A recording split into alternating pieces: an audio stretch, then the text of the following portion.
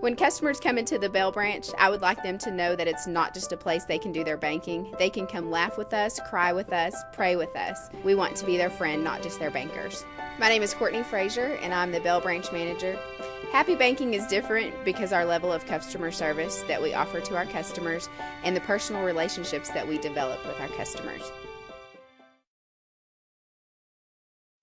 What they have proposed to put out to the public and to solicit the input is a phenomenal opportunity not only to help work and to manage Amarillo's growth for the future, but I think you're now getting back to cover it on your comprehensive plan, and you're presenting and advancing some of those ideas and see how those play and what suggestions folks might have and what can we or can't we do. So. Let me introduce who we have. We have Tracy Kane, who y'all may have met before. District Design is in there. Good. And Blair Johnson, y'all know him from before. Well, I shouldn't say that. We have new council members. So Blair, who worked on the Grand Street project and worked very hard on that. This is one of his projects again. And then Paul Braun, our public information officer. You probably have seen him sometime on television. So I'll turn that back to you. Take off, Kelly. Okay, and as far as our staff that are going to be present at some of these meetings that we're going to tell you about here in just a minute. I've got Gary Holwick, he's the director of the Amarillo MPO, and Travis Munoz, who is senior transportation planner with the MPO. And as you guys all know, and Mark Reed, I'm sorry. He's not with the Amarillo MPO, but he's a city engineer, and he's going to be helping us also. But as you know, we have the recently adopted comprehensive plan, which is a blueprint or a guideline for the future growth of Amarillo. Well, in that comprehensive plan, we've been talking a lot about growth management and those kinds of things, but there is a chapter 4 that's specifically for mobility. And in that chapter, it states a lot of goals and recommendations for the city's overall transportation system. But specifically, it says in there that as development or improvements are made to certain primary backbone type thoroughfare corridors, that an emphasis needs to be put on basically 3 elements, and that's mobility, safety, and the preservation of that particular corridor. So Loop 335 is certainly one of those primary corridors, and as like would have it, we have a couple of projects coming up in the near future on our transportation plan for some improvements along the loop along Soncy. And basically, those 2 projects are from 77th in Soncy down south around Hollywood, heading towards the east to I-27, and then from I-27 over to the western Hollywood intersection. So those are the 2 projects that are coming up. And with those 2 projects coming up, we thought that specifically those are great. Are you talking about development? Improvements. Yes. Improvements to the loop itself, roadway improvements. Okay, and not property improvements of those properties adjacent to. Well, that's actually coming along too, okay. but this specific program, what we're talking about, deals with improvements to the loop. And we just thought it provided a really good opportunity for the City of Amarillo and TxDOT to partner and try to work together in the implementation of some of the comprehensive plan recommendations. But before any improvements are done, as we're starting to do more and more of, which is a good thing, we wanted to get the public's input, have that discussion with the people who use the loop, and give them the opportunity to hear us talk about some of the issues that we have on the loop currently, and then also get their input on what they think are some of the issues, talk about maybe some alternatives, some solutions, basically just to get them involved in the project before we move forward. So what we thought we would do is have a series of public meetings, and we have 3 scheduled, and they're coming up on this coming Thursday, June 23rd at Trinity Fellowship Church, and then the following Thursday at the First United Bank at 45th and Soncy, and then the last one, the 3rd one, is the following Thursday on July 7th here at the Civic Center in the Hospitality Room. The first 2 meetings will be from 5 to 7. The last meeting at the hospitality room at the Civic Center will be from 6 to 8. And the format will be kind of a come and go as you please, and what we're proposing to do is we have this presentation that we'll go through real quickly. And it's a short presentation, but what our goal is to give an introduction, go through the program on the hour, and every 30-minute intervals do that again. But then have these are some of the boards that we will have out in, not only with the PowerPoint, but we'll have these boards around the rooms with staff from TxDOT and the city. They're available to discuss with anybody that happens to show up about some of the issues and what we're looking at. So kind of a come and go. That's why it's so long. That we're going to do this program about every 30 minutes. So that's the plan. Before we started that, we wanted to give you guys a briefing on what the program was going to be, what we're going to be talking about, some of the issues, some of the whats and some of the whys. So hopefully the goal is after these public meetings, we'd like to come back before you and let you know what we heard and see what you think about the program, and also let you know what the comments were. So basically, we would give the purpose of the meeting.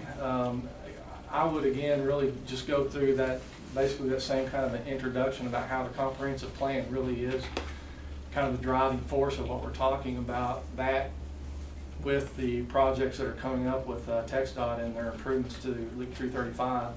And again, tell them that focus for future improvements needs to be on the mobility, which basically is talking about maintaining that through traffic function of such a major arterial, the safety aspect, both vehicular and non-vehicular traffic, and corridor preservation, which kind of involves a lot of different things, but really talks about protecting the investments that we've made in the past on both right-of-way and infrastructure, and then also maintaining that the functionality of that corridor tries to serve as it's needed or intended. And then we'll talk a little bit about the public involvement piece of it for the projects. TxDOT has a public involvement requirement for these projects that they normally go through. We've actually already met those requirements in a meeting that we had out at TxDOT a few weeks ago. But we're using these two projects to go above and beyond what's normally required to try to, again, to tie these two projects to the comprehensive plan and make some, and by getting some feedback, hopefully make some improvements that correspond with comprehensive plan recommendations. A lot of people are aware that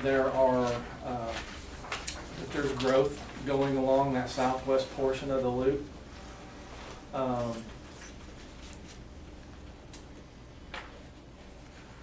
But how much, when you see it all together, is somewhat striking. We have, from 1996 to 2010, we see the areas that are outlined in red as where the growth has occurred. And you can talk to people about Amarillo's loop, and it's pretty apparent from their comments that everybody's aware of what the issues are from, say, I-40 south, which is I-40 up here at the top, and as you go south on the loop from I-40 basically to 45th, it can be a real bear on certain days and certain hours of days and those kinds of things. But just in the last 15 years, 14, 15 years, we've seen, it's way beyond just a few retail spots. You've got major retail development, say at 45th and Sonsa, you've got major residential development with the colonies, the greenways, Hillside Terrace Estates. You see Westover down here. Redstone is not that far away. You've also got another residential subdivision that is pretty much on the near future books here behind Randall High School. The old Westover, and then you have City View. So we've got some really major development going along this quadrant of the loop. And because of how we have allowed things to occur in the past, we've really started to see some issues as far as those three things: mobility, safety, and corridor preservation. We took some video out on the loop, and if you Oh my gosh. There goes Sims. Little guy on a motorcycle. Look at that. Oh my God. you can see here's PetSmart. But you know, you look at that and you think, well, that's crazy. But you know, we're not that bad. But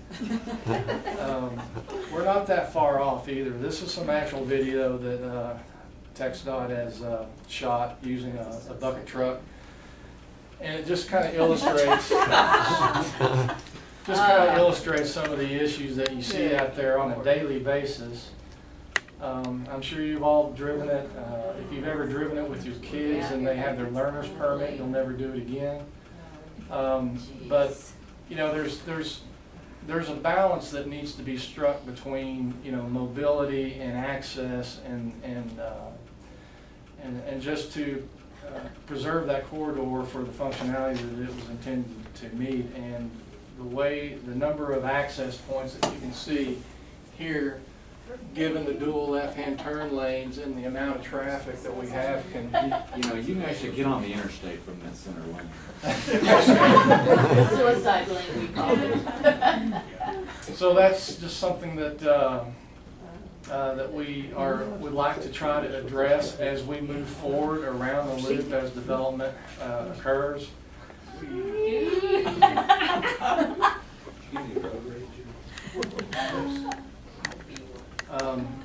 And what we have is really arterial has a life cycle, and where we are on the northern, or you know, the stretch of the loop between I-40 and 45th, is, you know, a long time ago we had the arterial improvements. I still remember riding my motorcycle up and down Sauncey when it was still a dirt road. You know, we had the arterial improvements. With that came increased accessibility. As that happened, land value increases. Then all of a sudden you have different land uses coming in. You have your retail, your residential developments. That automatically generates increased traffic. And then with that increased traffic, combined with some of our policies on how we handle access and those types of things, create increased conflict points.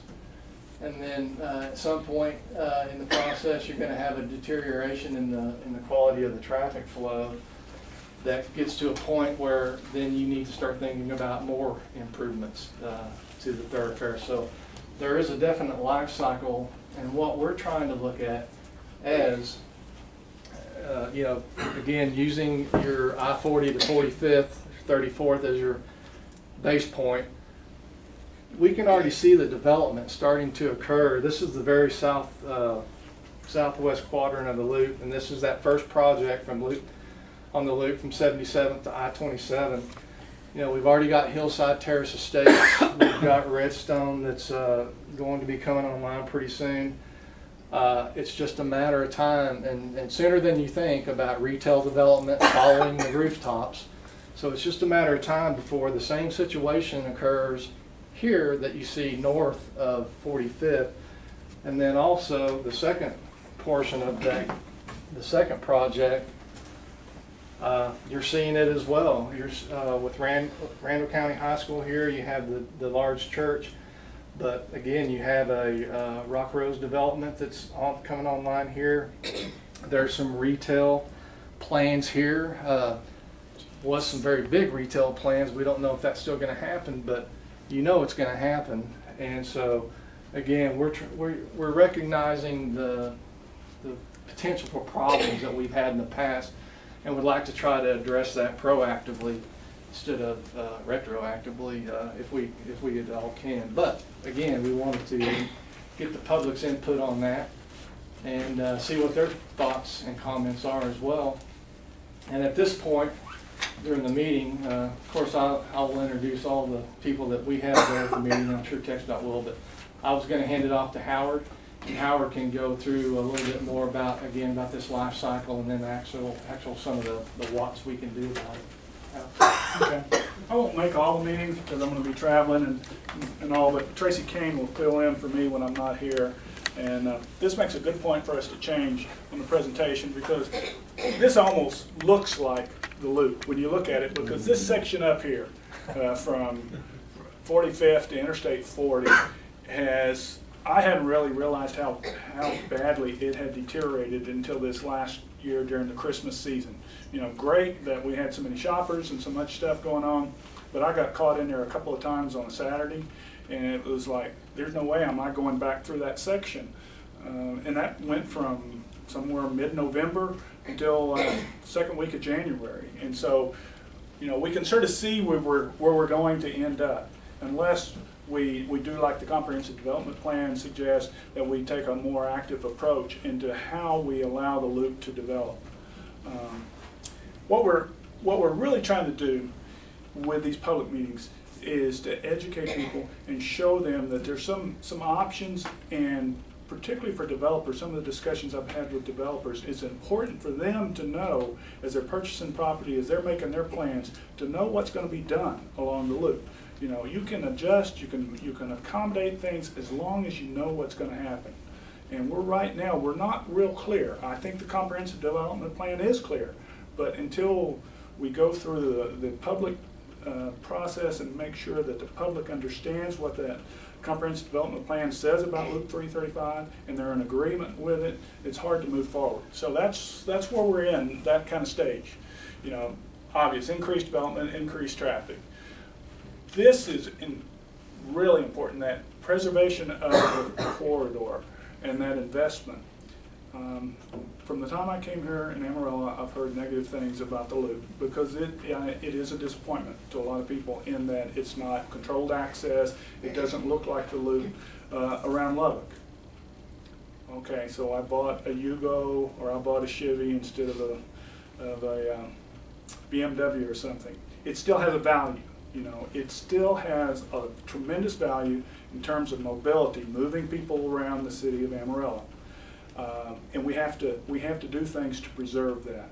And that's why this is so important, is that we would like to say we're going to back up and we're going to build an outer loop, do it right kind of thing. That's no time in the future. You know, maybe it will happen somewhere, but right now there is nothing that indicates there will be funds to do that. So let's take care of the car we have the best we can. Of course, safety and mobility are always important, and then a big driver in a lot of areas is that development. And you recognize you build a loop, you get development around it, so you don't want to do things that hurt that development, because that's an economic engine. And then, of course, reduce congestion. You know, so as a professional, you talk about what can you do to preserve that corridor. You know, and one of the first obvious things is you try to separate opposing traffic as much as possible, and that's a safety issue, and it allows the speeds to stay up safely. You try to reduce the opportunities for traffic conflicts as much as possible. You know, that's more plays into managing those left turn opportunities. And there's ways to do that, but you'll note that in this presentation, we're not going to really show a schematic and says this is what we're going to do on the loop. We're going to show some ideas of what has been done other places to generate some discussion and to allow people to see what could be done. But we're still in the process now of trying to get people to understand what can be done and make sure that they agree that that would be good options, and then we can develop those options at a later time. Longview, this is actual project that got built there on Loop 281. You've got some big box developments and stuff that are going on, and what they have is the raised median here through the center, you know, so you're opposing traffic, and then they provide opportunities for left turns. Now this one's a little different in that you'll note these left turns, that's all there is. You know, you come up here, you make a left turn. There's not even a road you're turning into. And what it's doing is giving people an opportunity to come out of their driveway, make a right turn, travel a distance down, merge across, get into a safe area. They stop. They're safely, they can sit there. They have a traffic signal here. That's going to give you some openings in the traffic, so that then they can make a safe, make a U-turn, come back to the location. And that's one concept that is used. I'll flip to another one. This is College Station. This is maybe a more traditional type in that you do have roadways across and you have left turns from both directions occurring at the same location. So, you know, two kinds of options. This one you see a little landscaping in it. You know, that's the kind of things that need to be discussed. Here's just sort of an example of it in operation. This is more the College Station one. In fact, this is College Station video. This one is this Todd? Yeah, this is Longview. The first one was College Station. Okay, yeah, I see that. We've got the island there in the center.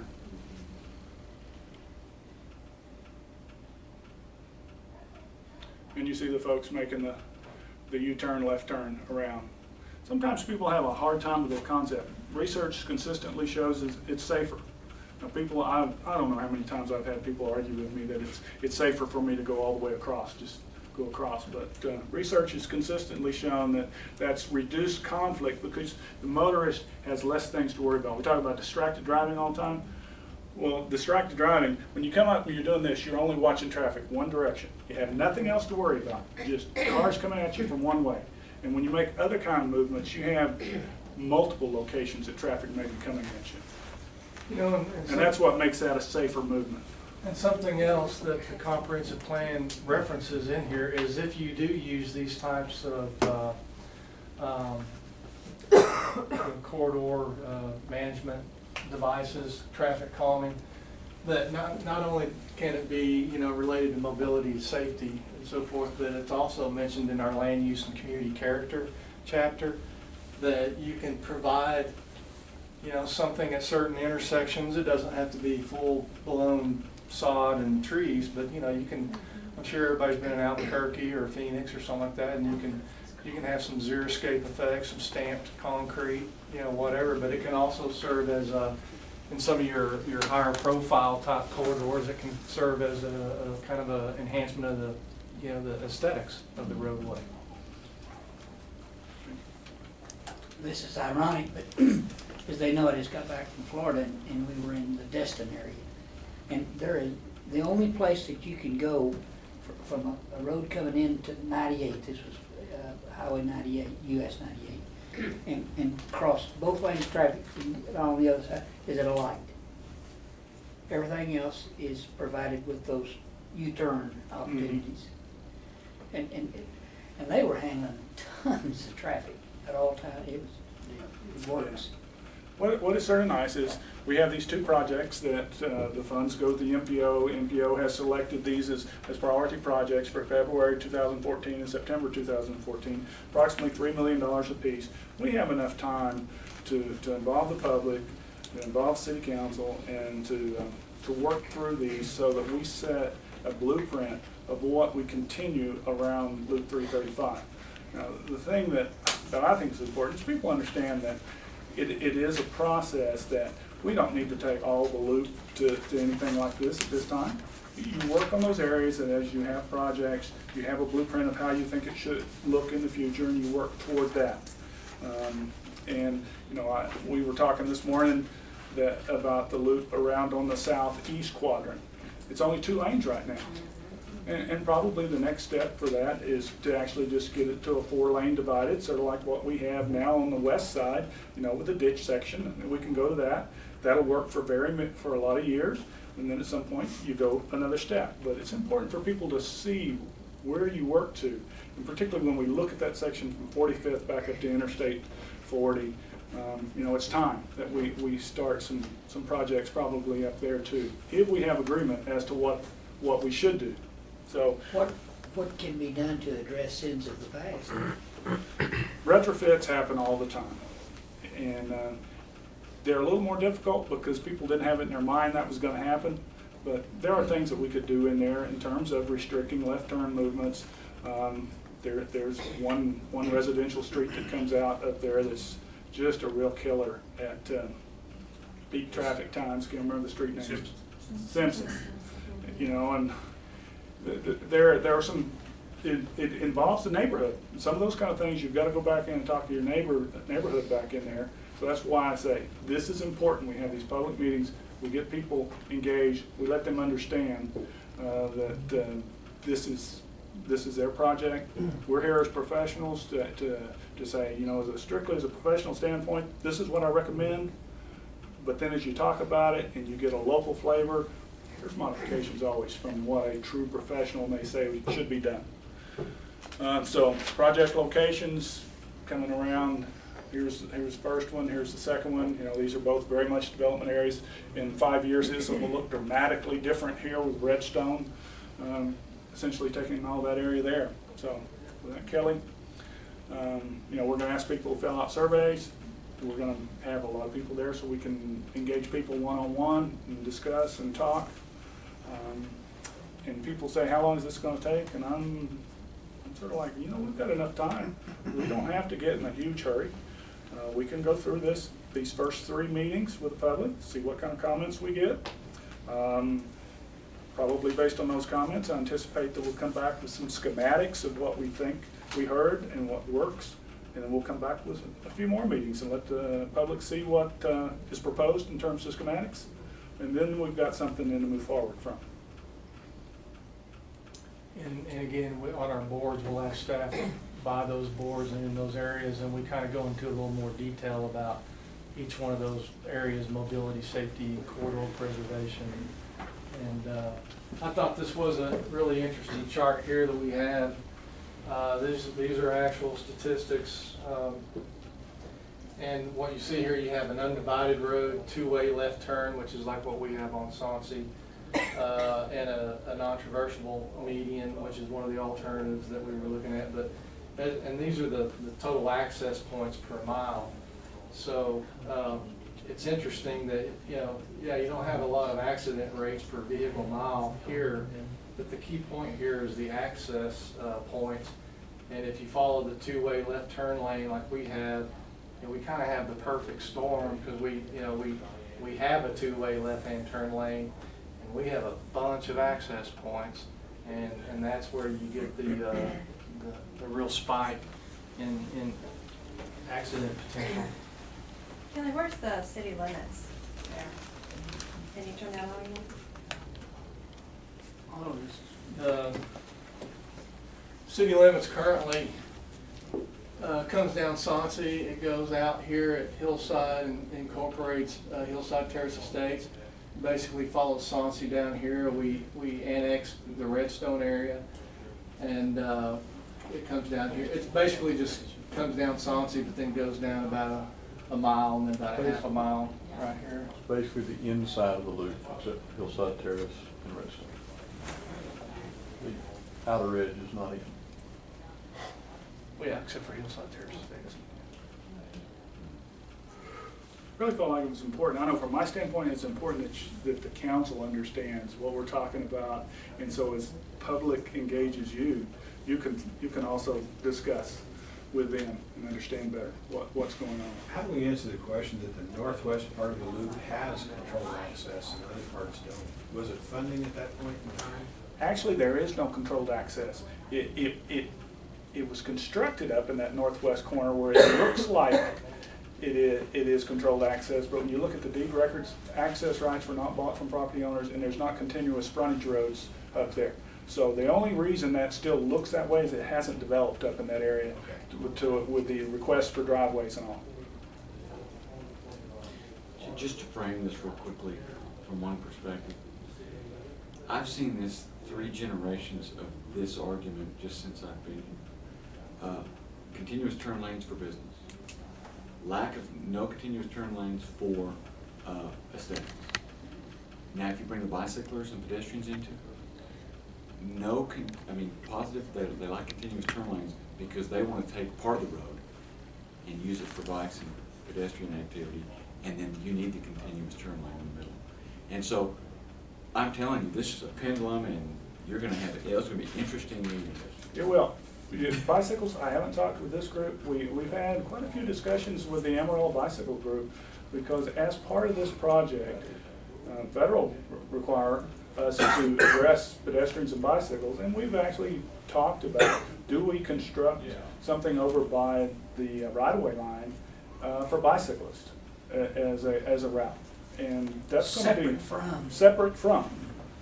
If we don't do that, we will have to construct wider shoulders, so we provide them adequate room on the shoulders. Now, bicyclists don't like riding on the shoulders a whole lot because you collect debris on the shoulders. But it's construction surface there too. Do you modify that so it's better adaptable to bicycles? It's not as rough. The initial project with our traffic lines will be a smooth hot mix surface, but considering how tight we are financially, for maintenance of roadways, the most economic maintenance activity we have is a seal coat, which is a rougher surface. And yeah, our bicyclists, we in fact send them a map and tell them where we're going to be doing that surfacing every year and talk about it. It's an issue. And when we talk about access management as a potential tool to use, you know, those words, they don't mean no access. I mean, you can still try to find that balance between, you know, proper amounts of access and an access point every, you know, 15 to 20 feet. So a lot of people hear access management and they, you know, think that they're not going to be able to have any access. I think, Dr. Eads, you bring up a good point. You can look at the loop now, and you can see all the different stages that you would take it through. You have a 2-lane, you've got a 4-lane divided, you've got a continuous turn lane, and then you've got a continuous turn lane area that's bogged down. All right? Those are sort of the progression steps of a major arterial like this. And the next step is, what do you do with that bogged down type area, and do we skip that bogged down stretch with these two projects because we see the tremendous development that's going to occur right in those two areas, and go ahead and go to the next step with more control of the left turn movements with the raised medians. I think we also want to project that we make sure everybody understands that we're not talking about all of the arterials. I mean, we're specifically talking about the loop and the type of thoroughfare that it was intended to be. And even though that expressway opportunity may be gone in this area, there's still things that you can do to try to maintain that mobility or that function. It's a different type of backbone thoroughfare than Bell, Washington, Grant. I mean, there are things that you can look at on those, but we're not talking about those as compared to what we're talking about with these two. Some of our early meetings with TxDOT in the city, we talked a lot about calling it a loop is sort of a misnomer, because people think of a loop and they think controlled access and all. We tried to come up with names and we never did agree on anything, so we just stayed with loop. But as Kelly said, Loop 335 is different than any other arterial in the city, and it needs a different treatment. Just call it a busy street. Yeah. We even used the term super street at one time, and so I named it like that. But Ring Road. Ring Road. So anyway, that is the presentation. This is longer than I anticipate we'll do with the public. We'll probably go through it quicker, snappier with the public, but then have breakout time at the end, like Kelly said. Is it going to be well publicized, these meetings? Paul has already done, and Kelly, y'all have done 3 TV interviews in the morning. And on KGNC, as well as radio. Karen, I'll let you address what the paper's going to do on it. I'll be covering from this meeting, so, and mentioning the schedule and all that. And I did send out another meeting advisory again yesterday to say that the meetings are starting this week. I've already had people, and it's on TxDOT's website, it's on our website. We've been to all 3 television stations, radio station. I already have friends ask me about it. Hey, I heard about the loop meetings, where are they? And it'll be on Facebook and Twitter tomorrow. So we're hoping they're well attended. And we're holding the 2 meetings, you know, in the areas where we're talking about. The thing that the loop even makes it a little different is the people that have property adjoining. Of course, they're very impacted, but people that live in Stratford and all the other little communities around here that shop in Amarillo, they're very impacted because this is the shopping area. This roadway is the roadway they use to get to those shopping areas. So they're very interested, even if they don't realize it, and they are people that it would be nice if we could hear their voices too. Fine. Yeah, medical center access too, is I think coming down there a whole lot more than it used to. Yeah. Coming from the south.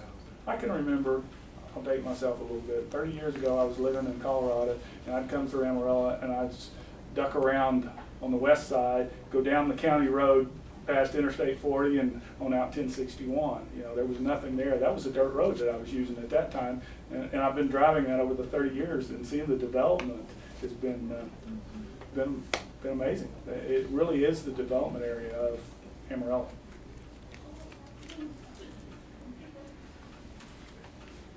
Good presentation. All right. Good luck. Thanks Why? for using the Yugo example too. Yeah. You heard Poland's bringing that back. Oh, is that right? Yeah, it's gonna be a four-door, it's gonna be called the Wego. We I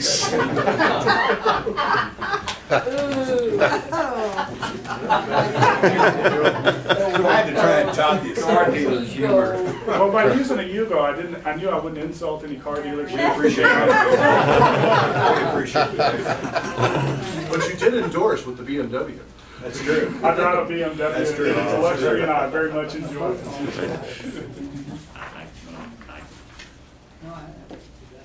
Good. And I do hope that some of y'all come to those meetings, I'm fine. because I think it would be valuable for you to be able to hear some of the discussion. Yeah, No, have fun. good, thank you. Thank you. Every taxing entity was asked to participate. There was discussion about who would be in, who would not be in. And the reality is, tiers would not have happened if Potter County did not choose to participate.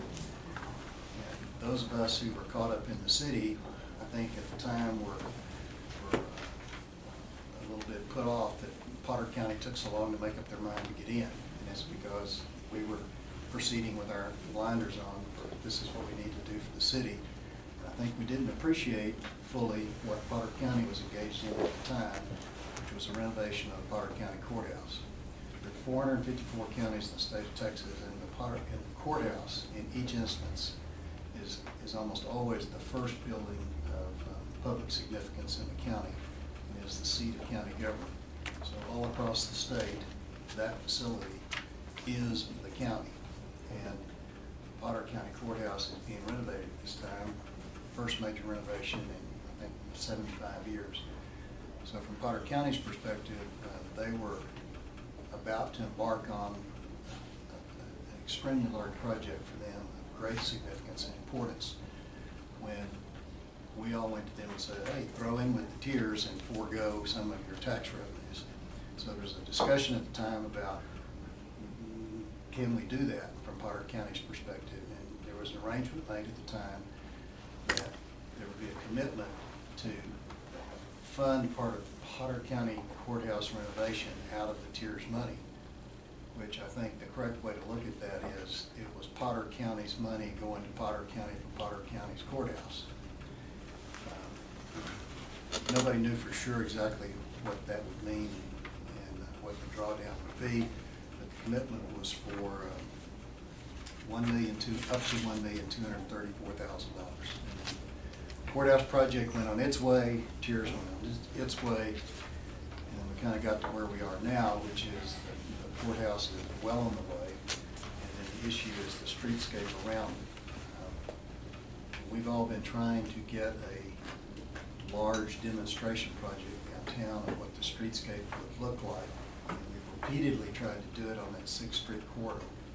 All the way back to 20 years ago, we were trying to do it when Center City of Amarillo, Inc., the volunteer organization, put in an application with TxDOT to get funding out of TxDOT to do that. The bad news is we lost, but the interesting thing is at the same time, Judge Ware was on Center City's board and asked Center City, could you help me do an application to see if we could redo the Santa Fe building? And we won. And so we didn't get the streetscape back then because Potter County got the money to go do the Potter County Courthouse, which I think is an excellent example of how the institutions have worked together and over the years, traded hands at the tiller as to who was doing what. So here we are today. This is the third time that we're trying to get a demonstration streetscape project downtown, and we had the opportunity because Potter County was redoing the courthouse square, all of which was in place before the urban design guidelines were passed. And then Potter County, we sat down and talked with them, Panhandle Regional Planning Commission, about let's make this look like the design guidelines so we will have that demonstration project that we've been trying to get all these years. So there was an agreement made to go forward, and rather than the $1,234,000, the lower number that was believed to be the number that would be required to do the project, which was basically $740,000. That number was a hurry up, let's put a number on it because we don't have time. The Potter County project was going on, there's construction deadlines, we need to get this done. So do the best we can to come up with a number. And then we'll get some bids out later. So it was a little bit of ready, fire, aim, because we just didn't have time to go through the bid process first to get the numbers out.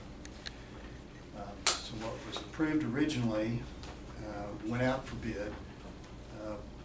But what I need to impress on you today is the project that we're working on today is really not the project that we were here before. In the packet that was submitted to you with the letter, there is a schematic of what we did before, and if you look at that, the streetscape improvement is really basically just around 2/3 of the block. And the question is, well, if you're going to do it, why don't you do the whole thing? And the answer is because when we were doing this, it was believed it was not possible to do it around here. There are issues with the walk being narrow and utility issues and street issues and so on. So the thought was this was all we could do, which was essentially 2/3 of the block. Since then, a lot more work has been done, and it is possible to do things. And so if you look at the schematic that's on the last page, now is a much more coherent plan. It goes all the way around the block and is effectively a full block project instead of what we had before, which was about a 2/3 block project. So Potter County put it out for bid, I think 3 times to be sure we had the right number. And we've had multiple meetings to see, is there any fat in here, do we need to cut it out? And the consensus is we've done what we can do, and what we want it to look like is what is envisioned in the design guidelines. And we want this to be a project that 75 years from now, when the next Potter County renovation is done, there won't be any question about what were we thinking back then when we did this one. So this has been seriously vetted all up and down the line. Potter County, who has the most at stake here, has considered it and voted to approve it 4-1. And then it was brought before the Tiers Board to consider amending the project that's already been approved, which we did unanimously. So what's left then are to respond to any questions that you might have, get it on your agenda, and get it approved. Well, this is only for an addition of $198,000, so is that correct? That's right. The rest of it's done. This is just to finish out the part of the block that we didn't know we could do, and now we do know we can do, to make it a complete project. So it's still going to be under the 1.2 million that you... It's going to be about $300,000 less than what we originally, what the city originally committed to Potter County. We would do something to commit towards the Potter County courthouse. And this project completely dovetails with the purpose behind the tiers and the streetscape and all that, in that it's a streetscape project, and that's where all this money is going, rather than somewhere inside the Potter County courthouse on a chair railing or something. So this in essence would make them compliant as if they were under the requirements of the design standards. That's right. And again, it's just for the streetscape, not for the renovation at all. That's right. This is public access. This is about benches and trees and sidewalks. This is what you could see if you were sitting on the bench in December, I might add, because this is all going to be done. We're roaring down the track here in terms of getting this done. I think construction is supposed to start in August. Get sure and get the tank out first. I don't want to go there on the tank. There's a big tree. I didn't know that. Tank's going to get... So then, are we out of the business of doing this? I mean, after this, it's done? We have an understanding with Potter County that this fulfills the original commitment made to Potter County. So we're basically $300,000 plus under the original commitment. That was $1.5 million originally. What was that I read there about restoring medallions on on the bulb outs there? What was that? Is that kind of an artistic feature? What is it? There are some architectural features on the courthouse facade that have been extracted and replicated in a cast block paper, if you will, on each of the four corners. Right in the middle of the bulb. Yeah, I just wasn't sure what that looked like. Thought maybe it was a picture of Manny, cast in. Manny's supposed to. Well, it was a 4-to-1 vote. There's only 4 corners, so Manny doesn't get a picture.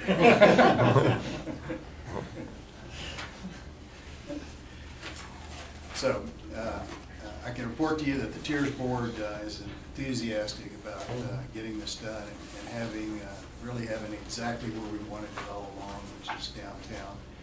And when added to the work that's already been done around Happy State Bank, the work that's going to be done around the Polk Street project, the work that's already been done around the Marriott and Panhandle Regional Planning Commission, we have really shot ahead in terms of getting it out there as to what this can look like and setting the path for future streetscape changes downtown. It shows 10 additional trees, but the picture shows quite a few more in the middle. Is that just an artist? Those aren't our responsibility. Those are their trees. Those are Potter County trees. Okay. Existing trees. We're really just around the periphery with the pavers and the trees and the lights. So the 300,000 is going back in the Tiers funds? Well, it's never leaving the Tiers. Yeah. It's always just been generic dollars with a commitment to come up with the money upon request. When available. When available. When available, yeah. We didn't have to do this. We didn't used to have any. And we can spend what's created. Do the tax. Thank you, sir. Okay. Thank you, Richard. All right. Good work. Thank you. So we'll put that on the agenda next week. It's your pleasure. We'll have that on the agenda next week. Good, let's maybe run through the agenda. We still need to get to closed session, visit with Mr. David. Also like to leave a few minutes if we could and answer some questions, talk a little bit about water. We'll need to jump on the horse. Item number 1, you have set before you today a revised or a corrected copy of the minutes for last week. As you call that item, we ask that you would substitute the corrected version and any discussion that you might have on that. Sound like y'all did a hell of a job. Well, it was interesting. We got the I meeting. mean, you talk about Trial by fire. not even a month did he return. Mayor Pro Tem Green spent that $50-some-odd million. Looks like that. Female. Hello?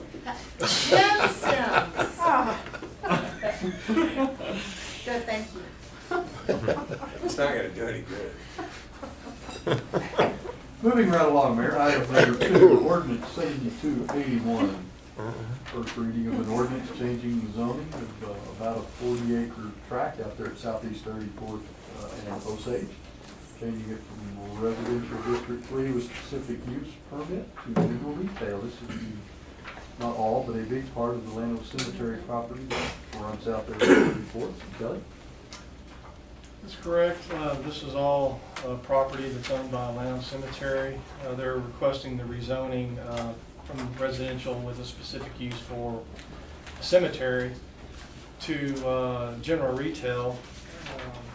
Basically, they believe that when they considered the overall amount of land they still had available, that they really had no immediate or near-term use, or long-term use for that matter, this much land. And also seeing the development that's occurring around there, they thought it would be a good opportunity to take advantage of the area's growth, as well possibly getting some funds to subsidize their current operations. So they wanted to list the entire property for sale as retail developable property, and so that's the reason for the request. That area, there's general retail along the entire length of property across the street. Osage to the east is general retail. There is also commercial zoning to the north, and there's also general retail to the south, and then a cemetery to the west. So just on its face, Planning and Zoning Commission didn't think that there would be any negative impacts from the rezoning on any adjacent property. But more importantly, what they discussed is that they really feel that this large of a tract, given where it is and given the development that's kind of occurring around there, that this might attract something other than just the small single lot retail user, that this might have the potential to draw in a larger development of a sort of a destination type retail area, to where they could have something similar, you know, with some large box type retailers and then some smaller niche type retailers. And so that it was more exciting to them than just a regular general retail zoning. They think that that could really provide something to this area of town that doesn't currently exist, and be a real economic boom for this area. Now, that north part isn't general retail, isn't it? Multifamily? It's heavy commercial. Oh, but there's apartments there. There it is. Allowable Okay, use. it's allowable. And did I read in your write-up on this, that this is one of the larger tracts of zoning changes that's been considered? Yes. In one? Well, it's a 40-acre tract, which is a little unusual for us as far as general retail zoning recently. We've had larger tracts, but something like that a lot of times will come as a planned development or something like that. And this is infill. This is an Right. existing area. A tract that large is, Right. I think they could be right. It has attractiveness beyond your conventional strip type retail.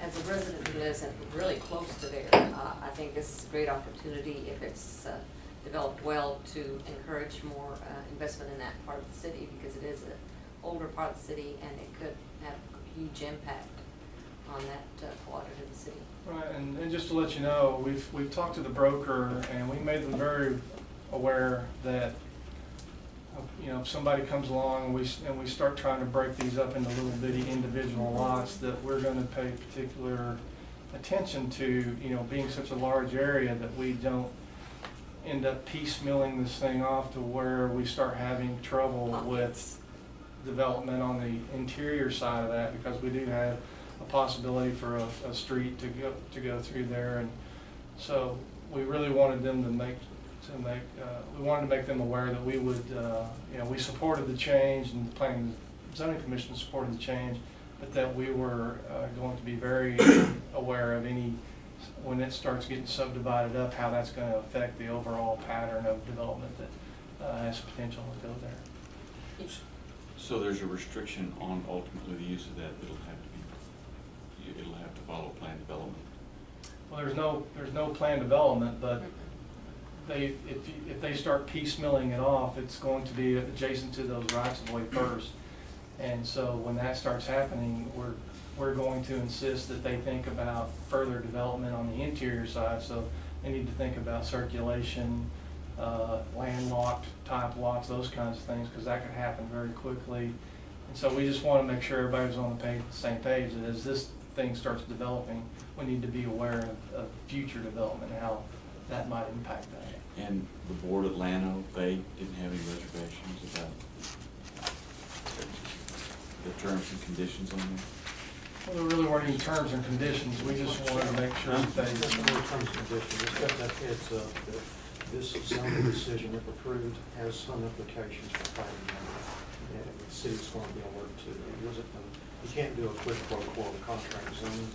You simply say, we think this is a good area of our city for this use, but they recognize we will also be watching when you come forward under the plan for the land design portion of it. We'll be watching to make sure you're on that. You're just giving a professional courtesy heads up. Reminding them, there's two rights of way that would go through that if it developed all the way back out to Arthur. Ross and Pine. But if they came and said, we want to put Ross and Pine in to do small unit apartments there, and then come back with the whole rest of the new retail, that would still work pretty well. Okay. Yeah, so there's options they have. Right. There's only in the planning or separate procedures, Yeah, separate I'm, requirements. I guess where I'm coming from is I'm thinking, you know, people may not think of Lano as a historical area. I feel very strongly about that, and I'm just wondering if there were anybody who had any concerns about that voice from Lano. I think this is something that they've actively contemplated for many years. I was first aware of this probably 5 years ago. But they had begun discussing selling some of this outlying property. They had quite a board change then, I think, really started looking at. Is that when it occurred? I think that's when it started. And there was no deed restrictions on that? Well, you know, Greg Mitchell bought that property on the corner, and he's got his brand new station there, his super duper, set, toot and totem right down the corner, so there's already something anchoring that corner. You got the retail on the other, on the south side of that, and you've got the Walgreens on the other side, or CVS, whichever one it is. Just a, you know, fair amount of growth going on right there, and this could just build on that. Finally. But maybe you can find somebody that wants to buy 40 acres. Notices were sent out, we haven't gotten any negative comments, and planning and zoning commissioners recommended approval unanimously.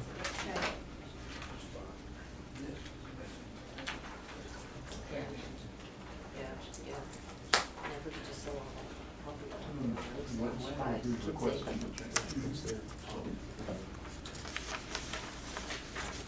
Move, to item 3, ordinance 7282. This is pending the zoning down here on Coulter, just on the west side of Coulter. Put in some single-family homes. Mr. Kelly? This is short and sweet. This is just an extenuation of another phase of residential development in the greenways. It was zoned residential 1. However, the property to the north has been zoned and developed with residential 3 type properties, which is just a little bit of a smaller lot and less of a setback. They'd like to go ahead and extend that type of zoning and development to the next phase to the south. And that's the purpose for the request. R3 zoning allows minimum lot area 5,000 square feet, minimum 50-foot lot width, and a setback. This is part of Greenways. Yes. Or further expansion. Just So it's another, like garden homes or something? their next phase down. No, not garden homes. Single-family detached homes. Okay. You know, it's a pretty significant trend for the last few years, larger footprints on smaller lots. As long as they can meet the setbacks, but they just wanted to continue that type of development southward, and planning and zoning commissioners recommended approval of it, and we've sent notices out and have had no negative comments. Is there any described plan for that area just east of the Platte, or the area? East of the playa, well, there No, are, that open area that's against Coulter from. that's already zoned residential 3, and Okay. it's all going to be developed as So it's residential. all the same size.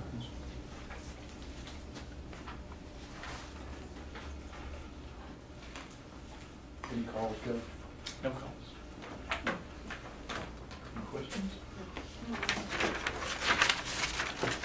We could move down to the consent agenda. Item A is annual purchase of quite a few bags of cement and concrete, about 8,100 worth of it.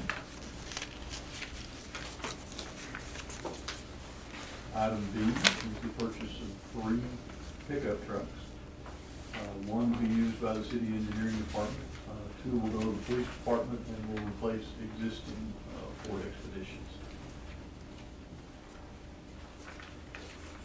Will that equipment fit over in the back of that truck, or does that mean you have to change on the trays? Most of the stuff that's in the back of the Expeditions will not be used in the pickups. Oh, The electronics, that type of stuff will. But the remainder of the items that are in the back will be handled differently. They already have 2 pickups? We have one that's exactly one of these, a 4-door black and white patrol type pickup, and they absolutely love it. And it's actually cheaper than the Expedition. not by much. Miss John Chandler Ford. I know, me too. For years and years and years and years, they were a successful bidder. They I did know all that. Until I got on the commission. Yeah. I had to give it all up. No warranty work, no part sales, no nothing. Yep. Yeah, I used to get one of those every day. Four-wheel pickup? Not now. No, it's new police. Oh. Sorry. Excuse me. Oh, Matthew. You ready? Yeah. Item C is the purchase of 2 replacement bomb suits. And these are the great big suits like you saw in the movie that was out here not too long ago. These are replacing ones that have reached their usable lifespan. There's only one supplier for those, or one bidder out of that. Reason being, this matches the suits that they already have, so that all the suits are the same and the training and the maintenance is all the same on the suits. Prices didn't go up exorbitantly because they knew you'd follow that path. Once, the only saving grace for that is when they get on a GSA, General Services Administration schedule, they're locked. And they're pretty much locked if you buy one of them, and you buy 1,000. It's a Canadian company that makes those.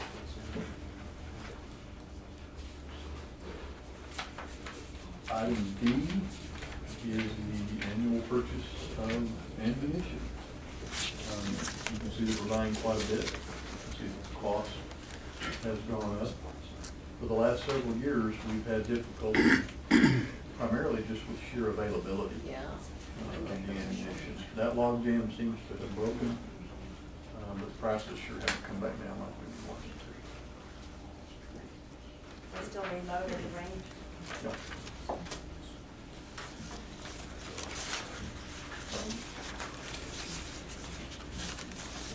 The types of pistols they use today do not accept reloaded ammunition.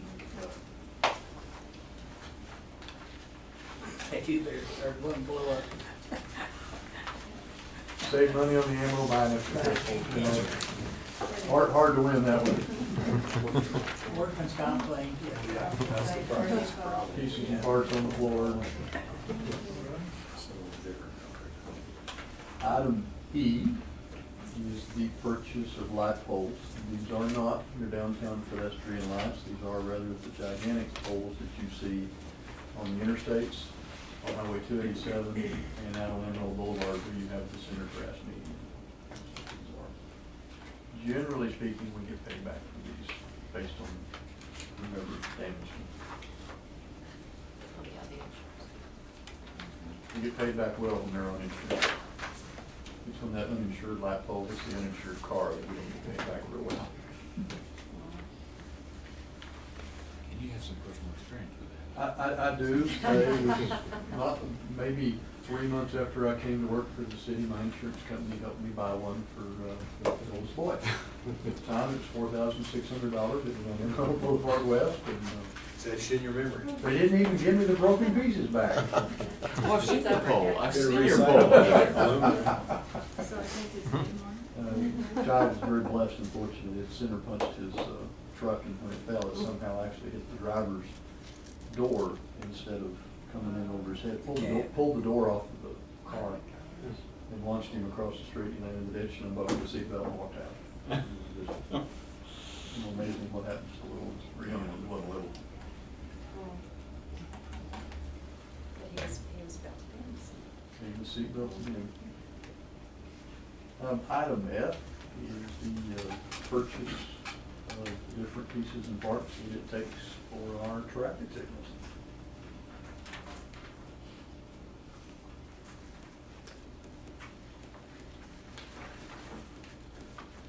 Item G is the purchase of well pumps and motors. We talked about this a while back. We are caught up in terms of having everything purchased and on hand for wells that need to be running. This is again refilling that spare supply that we like to keep on hand. We're buying 2 of each. I fixed my mistake from last year, or from last week. Is that some kind of a typo or something? That's what I was This should add wondering. up more than this. Not like this. On the Smith pump, I believe Well, that. and pump systems, see what I'm saying? This and this and this are more than that. Add up to more than that. Yeah. The other one, I. Oh, no, what they've done, these are misbids by these 2 on the cables. Is where they've gotten those crossways. Okay, okay. Is there, the Geisen, I don't know how you say that. Guycon? Guycon and Insul, is there that much difference in the bids? Is that just a quirk, or is that 2 different items? 107 and 166,000, or is that 2 different items? On your bid total, Yeah, it shows Renzel Pump Manufacturer, they missed the bid, right?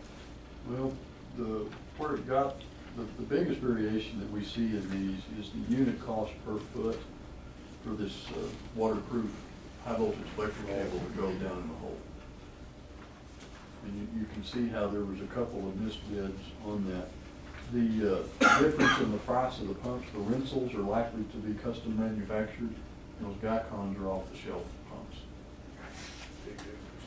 Well, and certainly by the time you get over and you look at what those Smiths cost, it's a pretty big difference. Tascosa pump was a little closer than was Renson the last day. This supplier, I believe, is in Abernathy, Texas. That's right. Is that correct? Yes, sir. That's unusual. Sir? That's an unusual location for a big pump company. Huh? It's a good sized pump company. Well, but Abernathy's a little bitty town. You can see, right. You can see the pump company before you see the town. Yeah. Those are all good catches. Any thoughts, questions on that? Item H, continuing in the grand theme of the orientation sessions that we've had, we're going to be putting new manholes and/or manhole liners in a large wastewater collection line out on Lakeside.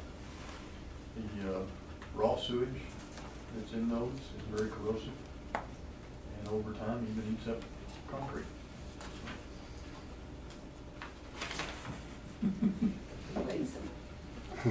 A little bit of difference in bids.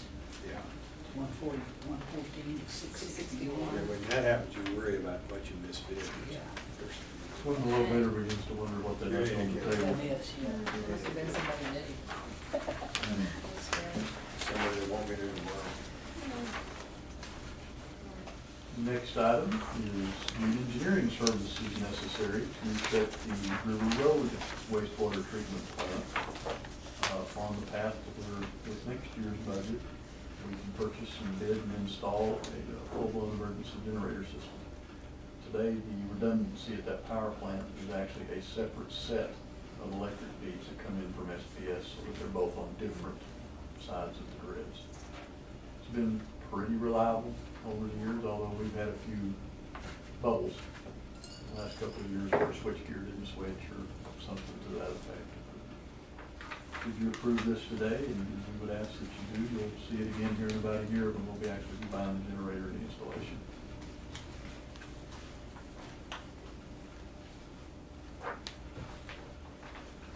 Item J, this is the working agreement for services for the Shelter Plus Care Program. I think we heard about this yesterday. This is Texas Panhandle Centers, formerly TPMHM Park, providing services to some of the folks that are under that Shelter Plus Care Program. And I think it's a good deal. Number one, they've done it for years, they've done an excellent job of it, but not only are you providing the rental subsidy for these folks, you're actually providing some treatment, some counseling, some skills for them. This replaced.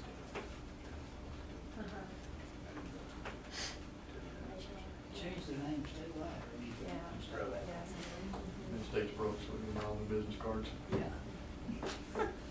And letterheads. stickers on the cars. Signs on them. Don't used to be the donation center. That was their old thing. Item K, you have 2 drainage easements being proffered to the city. Followed item L, an aviation clear zone easement. I don't think that was on last week. There are certain areas of the city that fall under a zoning overlay district related to the airport. And it's basically how high they can build something in relation to how close to the airport it happens to be. It's a slope that goes forever. Any more questions, thoughts? Small procedural thing. When I read these, I should read the headings on these, then ask if there's any questions or comments, and then before the motion, I ask if there's anybody that needs to remove any for consideration. Because I think I got crossed up and did that differently. In doing it either way is fine. It can also be a deal that you know from our discussions in here that Commissioner in place 1 is going to recuse themselves from item A, but they want to participate in the rest of the agenda. So as you lay that out, you set it aside. You don't care which way you do it. Okay. You know, traditionally, correct me if I'm wrong, consent agenda is kind of supposed to be objects that really don't require a lot of discussion. That's why they're on consent agenda. And we've kind of over the years gotten in the habit of starting to pull all these out and making complete issues out of them. And I'm just curious, you know, what's the wishes of the commission in terms of, are we gonna have a consent agenda, or are we gonna have them all be action items? Well, I would presume that all of us are going to do our homework, and when we see something, if it's of some concern, we'll call Jared and say, you know, this requires more discussion. But I'm for all consent agendas because it's, you know, a time-saving thing, and if you know what you're reading, then you should be able to act on it. So we don't ask for comments or questions on that unless somebody asks to do it? If a commissioner asks to comment or question, is that okay? Or how do you all want to do Sure. it? That's fine. Or you can say something like, if there are no Yeah. comments or That's a questions. good way. Is that okay, Brian? If there are no Motion. comments or questions, we'll I take a motion. motion. Okay. The only time I removed one was when there was a conflict of interest. Yes, I couldn't vote on it, and but we I wanted knew- to vote on the rest of them. We generally know about that ahead of time. Yeah. We always would know about that. Okay, we'll try it that way. Thank you. Yeah, I think in the typical traditional consent agenda structure, an item that would be set up for, could we have a presentation of item C? You would actually take that off the consent agenda, approve the consent agenda, and come back. Consider that one separate. Is that the question? That of the is. scenario that you're That posing? is. Okay. That's tradition. And if we know that there's gonna be a presentation, then why wouldn't it just be an agenda item and not in the Separate consent item. agenda at all? Unless we get some big discussion, work session, and just decide Yeah, that then we we need have to do it. change it. But you'll know ahead of time. Sure, absolutely. Okay.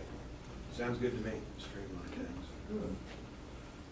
See, based on time, it's 2:47. We do have Buzz here. We might want to jump into a very quick closed session, let him brief you. Good. Come out, if need be, we can talk water conservation either at the end of the